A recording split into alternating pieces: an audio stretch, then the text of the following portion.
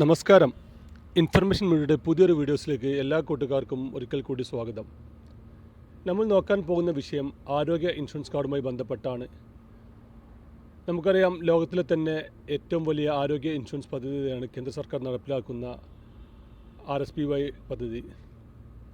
അതിൽ പല ആളുകൾക്കും ഇപ്പോഴും ആരോഗ്യ ഇൻഷുറൻസ് കാർഡ് ലഭിക്കുന്നുണ്ട്. പക്ഷേ ഇപ്പോൾ ഈ അടുത്ത കാലത്തായിട്ട് പല ഹോസ്പിറ്റലുകളിലും ഈ കാർഡ് എടുക്കുന്നില്ല. അതുപോലെ തന്നെ പല അസുഖങ്ങൾക്കും കാർഡ് ലഭിക്കുന്നില്ല എന്നെല്ലാം പരാതികളെല്ലാം വരുന്നുണ്ടെങ്കിലും പല ആളുകളും ഇപ്പോഴും ഈ കാർഡ് ഉപയോഗിക്കുന്നുണ്ടെന്നുള്ളതാണ് സത്യം. ഭീമമായ ഹോസ്പിറ്റൽ ചെലവിൽ നിന്നും 5 ലക്ഷം രൂപയുടെ പരിരക്ഷ ലഭിക്കുന്ന RSPY കാർഡിനെ കുറിച്ച് പല ആളുകളും പല വീഡിയോസും ചെയ്തിട്ടുണ്ട്. പല സമയങ്ങളും കാർഡ് പുതിയതെടുക്കൽ എങ്ങനെ അല്ലെങ്കിൽ പുതുക്കൽ എങ്ങനെ എന്നുള്ള പല വീഡിയോസും വന്നിട്ടുണ്ടെങ്കിലും 2019-20 ശേഷം ഈ കാർഡ് പുതിയതെടുക്കാൻ പല ആളുകൾക്കും സാധിച്ചിട്ടില്ല, അല്ലെങ്കിൽ അതിപ്പോൾ നിലവിൽ സൗകര്യമില്ല എന്നുള്ളതാണ് സത്യം. 2015 കാലഘട്ടങ്ങളിലായിരുന്നു ഈ കാർഡ് ആദ്യമായിട്ട് വന്നത്. അന്ന് ഒരു കുടുംബത്തിലെ 5 ആളുകൾക്ക് അവരുടെ ഫോട്ടോ പതിച്ച ഒരു ചിപ്പുള്ള കാർഡായിരുന്നു ലഭിച്ചത്.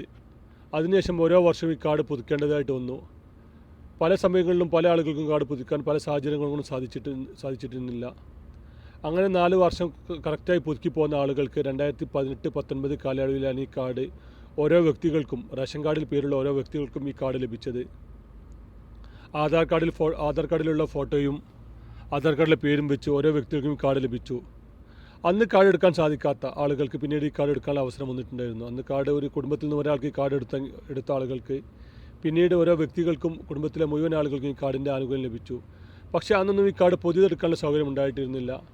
അതിനിപ്പോൾ സർക്കാർ കൊണ്ടുവന്നൊരു പദ്ധതിയാണ് 60 വയസ്സ് കഴിഞ്ഞ ആളുകൾക്ക് ഇനി പുതിയ കാർഡ് ലഭിക്കും. റേഷൻ കാർഡിൽ പേരുള്ള, ആധാർ കാർഡിൽ ഡേറ്റ് ഓഫ് ബർത്തുള്ള എല്ലാ രേഖകളും ക്ലിയറുള്ള ആളുകൾക്ക് ഈ ഒരു ആനുകൂല്യം ലഭിക്കുമെന്നാണ് ഇപ്പോൾ അറിയാൻ സാധിച്ചത്.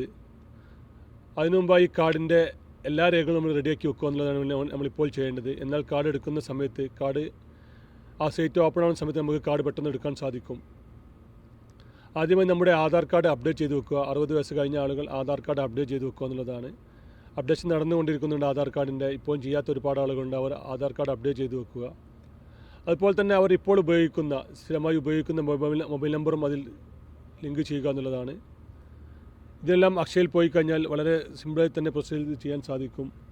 മൊബൈൽ നമ്പർ ലിങ്ക് ചെയ്യുന്നത് ഏകദേശം 24 മണിക്കൂറാകും തന്നെ മൊബൈൽ നമ്പർ ലിങ്ക് ചെയ്ത മെസ്സേജ് വരികയും, ആധാർ കാർഡ് അപ്ഡേഷൻ ചെയ്ത് കഴിഞ്ഞാൽ ഏകദേശം ഒരു മാസത്തിനുള്ളിൽ തന്നെ ആധാർ കാർഡ് അപ്ഡേഷൻ ആയ റിപ്പോർട്ട് ലഭിക്കുകയും ചെയ്യും.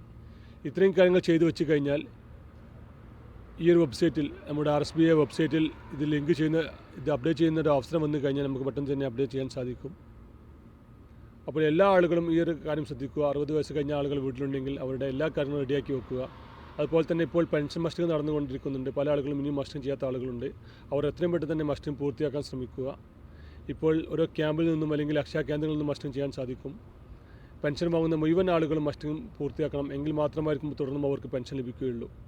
ഇനി പുതിയ വീഡിയോസുമായി കാണാം. അതുവരേക്കും എല്ലാ കൂട്ടുകാർക്കും നന്ദി, നമസ്കാരം.